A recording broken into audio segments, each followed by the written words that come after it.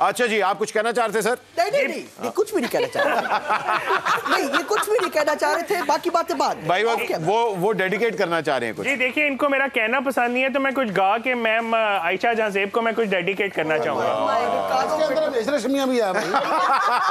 हाँ जी, हाँ जी जी।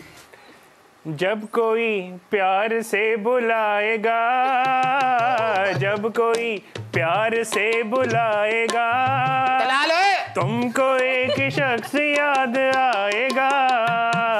जब कोई प्यार से बुलाएगा, तुमको एक शख्स याद आएगा। ओके, एक मिनट। बहुत दर्द है इनकी आवाज में, बट साहब बहुत दर्द है इनकी आवाज में। गले में दर्द है इसके। मेरे ख्याल से आपको पानी और नमक के गरारे करने चाहिए। दर्द नहीं है क्या? साडी जगह बदलो, साडी जगह बदल दो। जब कोई प्यार से बुलाएगा दौड़ के बस तेरे को चढ़िया नहीं जाता। आपको प्यार से बुला रहा है, वाकई कोई बुला रहा है, चाहत फतेह अली। भट्ट जी जब वो गाना गा रहा था ना तो मैं आशा जी के मुंह की तरफ देख रहा था। कहते जब कोई प्यार से बुलाएगा कहती सीधी गाली खाएगा।